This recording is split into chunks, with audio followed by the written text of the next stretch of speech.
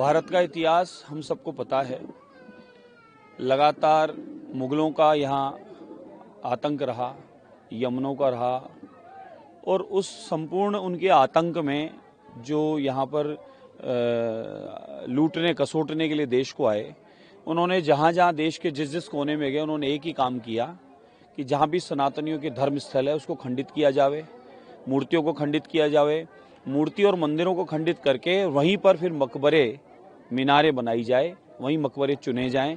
हालांकि कुरान के माध्यम से ये चलें तो इनके यहाँ पर किसी भी मकबरे की पूजा करना या उसका निर्माण करना वो मना है।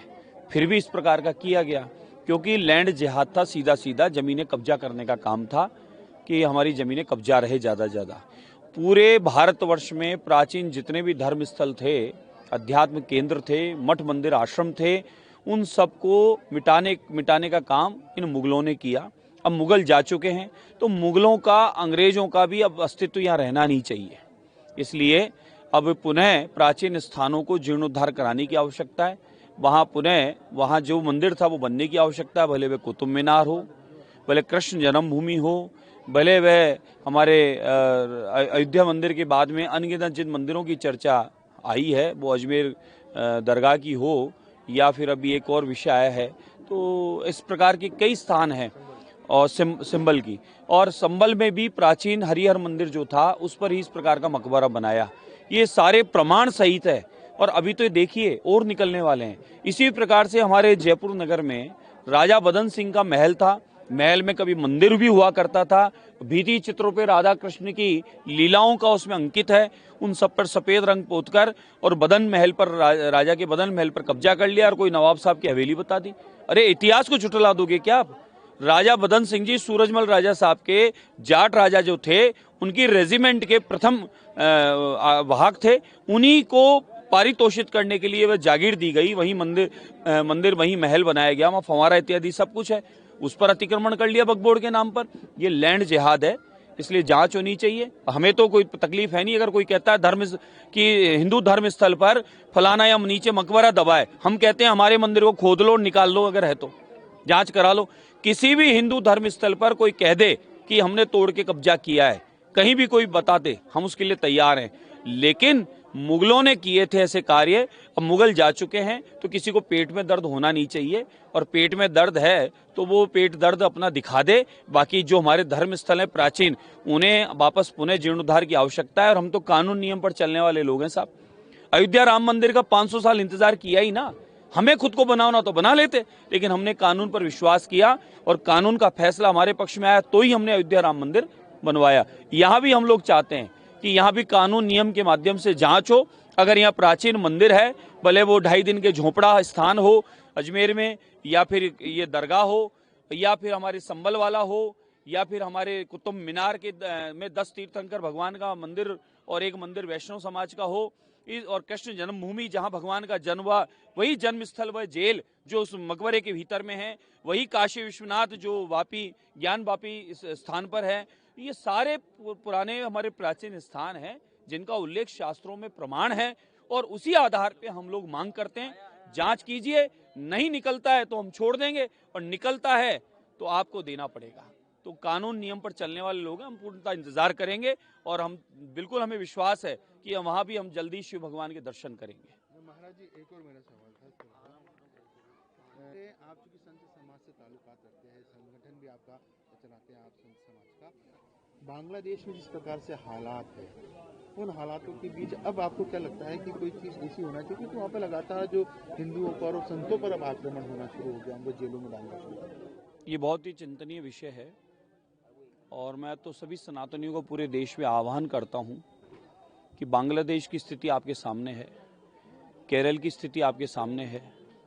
पिछली कुशासन जब कांग्रेस का राजस्थान में था तब उदयपुर की स्थिति आपके हमारे सामने थी, और कई जगह, भले मालपुरा क्षेत्र का मामला हो, कई जगह जब भारत में सनातनियों को इस प्रकार से चुन चुन कर नुकसान पहुंचाने का प्रयास किया जा रहा था, तो सनातनियों के लिए अब कौन सा स्थान सुरक्षित है ये देखने की बात है और कौन सरकार उनके साथ है ये भी सोचने की बात है।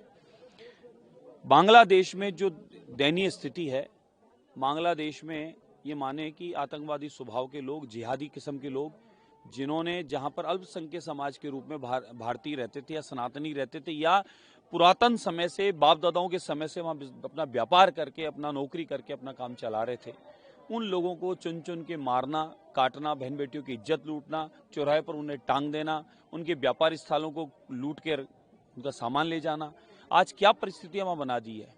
तो मैं तो केंद्र सरकार से, मोदी सरकार से, अखिल भारतीय संघ समिति राजस्थान का अध्यक्ष होने के नाते, एक आम नागरिक होने के नाते अनुरोध निवेदन करता हूं कि बांग्लादेश पर ध्यान देने की आवश्यकता है। बांग्लादेश में सनातनी जो हमारे फंसे पड़े हैं उनको बचाने की आवश्यकता, उनको सुरक्षा उपलब्ध कराने की आवश्यकता है और हमें दखल देने से कहीं ना कहीं उनको बल मिलेगा और वो लोग बच पाएंगे।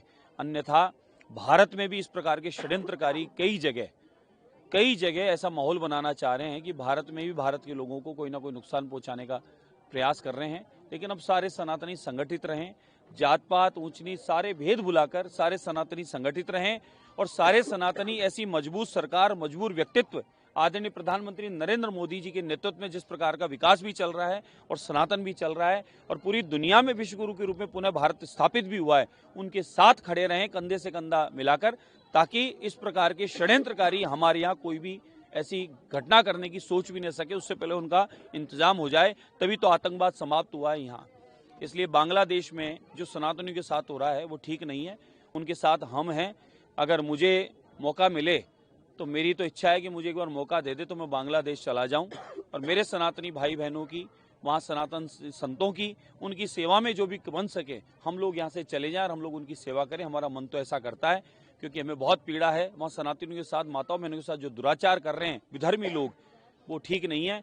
यहाँ ये सनातनी रहने वाले भारत के सनातनियों को वहाँ से ये शिक्षा लेने की आवश्यकता है कि वहाँ पर ये स्थितियाँ उत्पन्न कर दी, यहाँ पर ये विधर्मी स्थिति उत्पन्न कर दे, उसके लिए हम एक रहें, संगठित रहें और सनातन और तिरंगे के साथ खड़े रहें। एक लास्ट सवाल, आपकी सरकार ने हाल ही में कैबिनेट में धर्मांतरण विरोधी बिल को मंजूरी दी है जो आगामी विधानसभा सत्र में पास किया जाएगा। आपको लगता है कि राजस्थान में इस प्रकार के हालात है कि धर्मांतरण हो रहा है बड़ी संख्या में?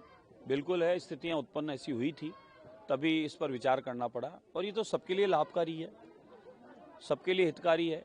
हमारे यहाँ बहन बेटियों को बरगलाकर, गुमराह करके और उनको जिहादी लोग लव जिहाद में फंसा के उनका जीवन नर्क कर दिए, बर्बाद कर दिए। 13 बच्चियों का तो गवाही मैं हूँ, 13 बच्चियाँ अब तक। और ये आप सोचें कि ये सिर्फ इतने से दिनों में, इससे पहले अनगिनत ऐसी हजारों बच्चियों को लव जिहाद में फंसा के इन विधर्मियों ने उनका जीवन नर्क बना दिया और धर्म परिवर्तन करा दिया। उन्हें जानबूझकर गौ माता का मांस खिलाने का काम किया, उन्होंने जानबूझकर उन बच्चियों को प्रेशर दिया, ऐसा कपड़ा पहनोगे, ऐसे नमाज पढ़ोगे, ऐसा करोगे, ये करोगे, वो करोगे। आप उनको ताड़नाएं देकर इस प्रकार का कृत्य किया है तो ये अपराध की श्रेणी में आता है। ऐसे अपराधियों का अपराध बंद होगा, 10 साल की जब सजा होगी तो उन्हें अपने चचिया ननिया सब याद आ जाएगी। इसलिए कहीं ना कहीं इस कानून की आवश्यकता थी जो आ रहा है। अब आगे मैं उम्मीद करता हूं कि इस कानून के बाद में यहाँ जिस प्रकार से बहुसंख्यक समाज का कुछ क्षेत्रों से पलायन हो रहा है, तेज गति से मकान बिक रहे हैं, इस पर भी कानून आएगा जिससे कि वहाँ पर इस प्रकार का अनुपात न बिगड़े। लैंड जिहाद का जो काम चल रहा है वक्फ बोर्ड के नाम से, उस पर भी आना चाहिए। मैं तो और मांग करता हूँ कि केंद्र सरकार इस पर जल्दी से विचार करे कि जब